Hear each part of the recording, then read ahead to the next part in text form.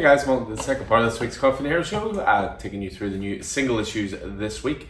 Everything going up on the racks in store. Usual mix of variant covers, DC, Marvel, independent stuff. All pull lists are organised and ready for collection. Just a heads up, the one sort of notable exception this week from the invoice is the foil covers for Marvel's Secret Wars. I think we're as far as issue 9 now, but they arrived badly damaged, and I just don't like selling badly damaged things, unsurprisingly. So everything else, from what I can tell, is pretty much intact. We are still waiting on those top-ups, as I say, for the damaged stock from last week, the Detective Comics, Batman Off-World, that kind of thing. So fingers crossed they'll be with us sooner rather than later. But again, we'll keep you updated where we can. So yeah, on to this week's releases. It's a pretty big week, a lot of big titles here. You know, DC events, big Ultimate titles. You know, there's lots of really good stuff this week, and yeah, well, let's jump straight in. So we've got Absolute Power number 3 for our first variant. This is the Mark Spears variant cover, showing off the Task Force 7. We have Star Wars Ahsoka. This is the retailer incentive 1 to 10 concept art variant, which should have been with us last week, but reasons. Exceptional X-Men. New number 1 this week for the X Universe. We have the Rose Besh variant cover. A big indie release this week is definitely Universal Monsters Frankenstein. This is a brand new issue 1, and we have the Joshua Middleton variant cover for that. Definitely one of my favorite creative teams is Scott Snyder and Raphael Albuquerque. Of course, these guys did American Vampire together. This is a new series from them called Duck and Cover. This is the Jacob Phillips variant cover. We have Vampirella Dark Reflections. This is a variant cover by Anthony Marquez. There's some Scotty Young stuff through this week. There's What If Donald Duck Became Thor. Scotty Young variant cover for that. As well as that, there's a Scotty Young variant cover for Venom War. Spidey and Symbiote in various states. Next up for Venom War, we have the Venom Horse edition. Do you think this came out after the trailer? But a rather beautiful cover there by Clayton Crane. One of the big releases this week, and definitely one of the most talked about issues this year, is Ultimates number 4. We've went pretty big on it in terms of the cover A's, but also in terms of the variants. So it's a big Doom-centric story. It is rather spectacular. I read it last night.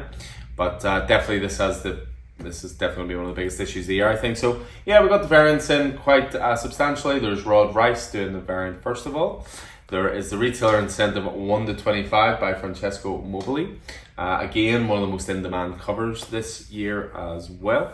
Leon Hugh does a variant cover as well. Again, various states of doom insinuated along with the maker as well. There's a facsimile out this week for Detective 400, which is the first appearance of Man-Bat. There's also this foil variant cover if you like your gorgeous Neil Adams artwork shiny. And then there's a range of variants this week which are called the Godzilla variants. They're through various Marvel titles.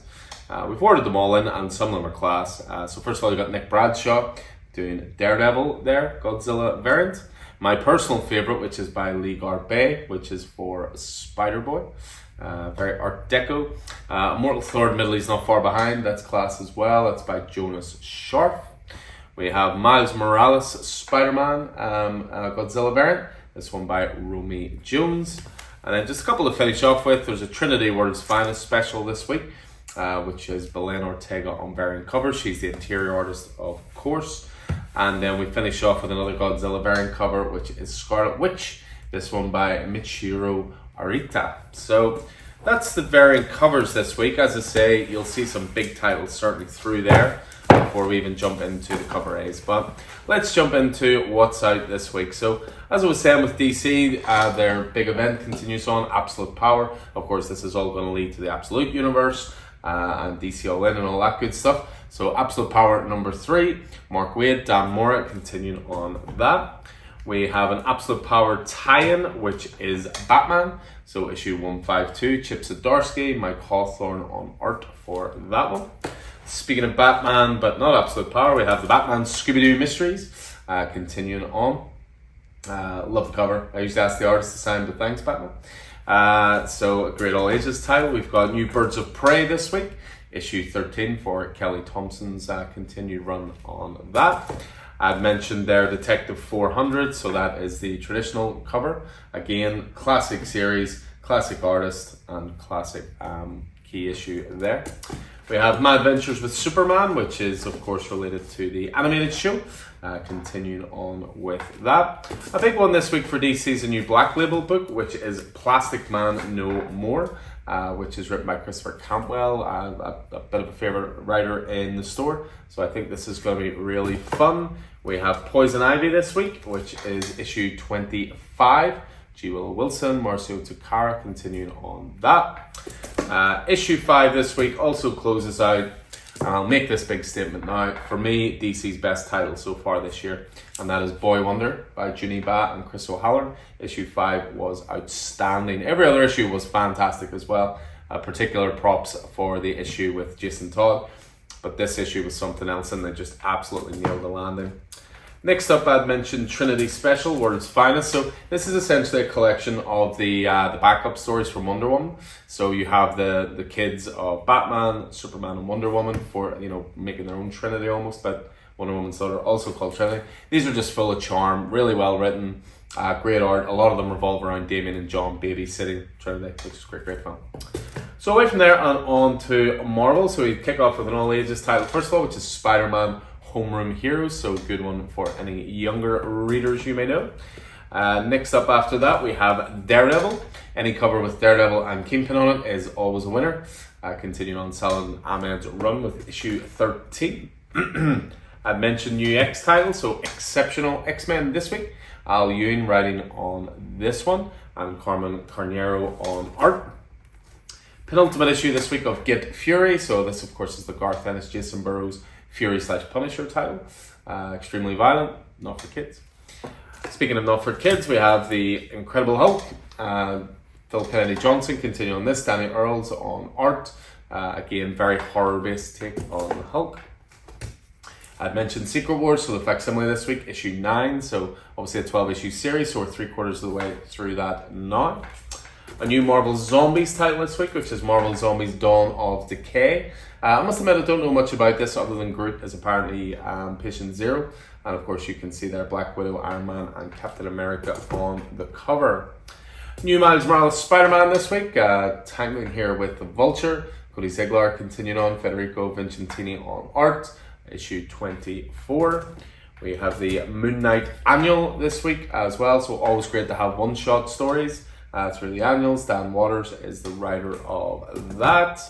We have Spectacular Spider-Man, which is issue 7, so of course the team-up series between Miles Morales and Peter Parker, and again reaching issue 7.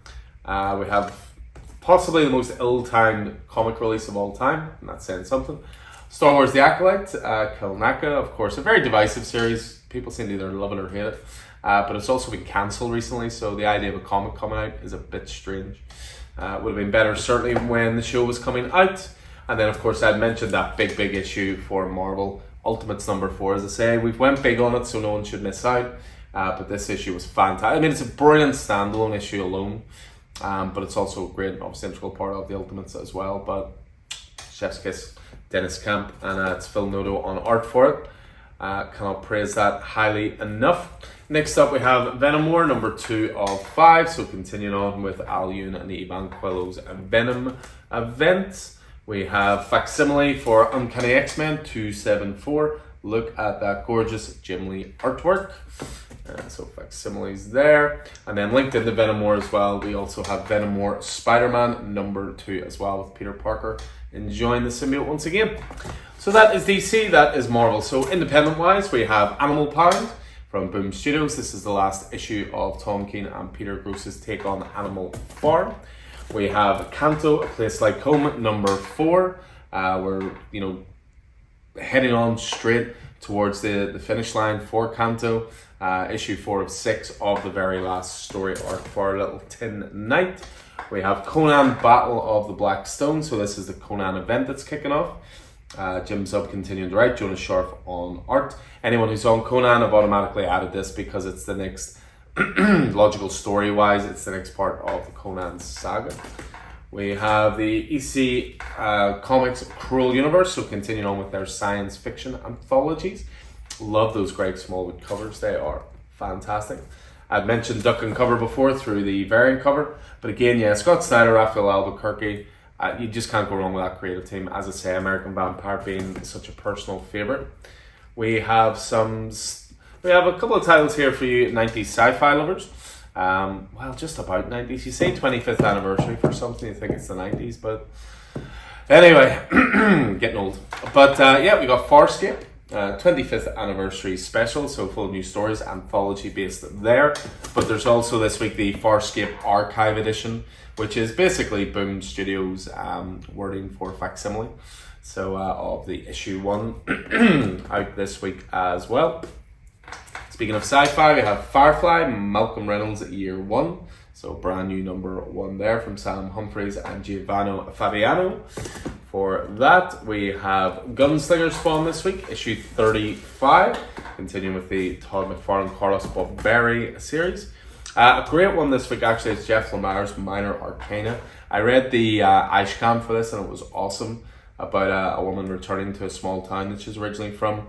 Not exactly believing in psychic abilities, but hides a dark secret. Really, really good stuff, and apparently that's going to be an ongoing. We have Chip Zdarsky's Public Domain, so as far as issue 8 for Chip's examination of the comics industry and how it treats its creatives. We have Rook Exodus this week, issue 5, for me still the best of the Ghost Machine titles. Jeff Johns and Jason Fabok on that. We have Scarlet this week, issue 4 of 5 when it comes to the G.I. Joe tie-in series. This week sees new Spawn on the racks, issue 356. It really has been going that long.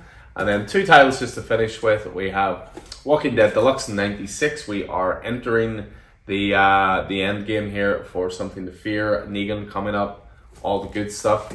And then to finish off with, as I say, a big one this week is definitely Universal Monsters Frankenstein, issue 1 there.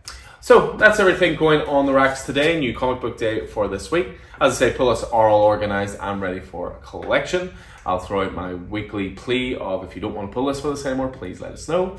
I had to contact a few people this week again who have left it a few months, and we understand life gets in the way. I say this all the time, but a wee message does go a long way for a business of our size. We really do appreciate it. Anyway, hope you enjoyed this, guys. Hope it proved useful. Until I see you hopefully in the store through the week, take it easy.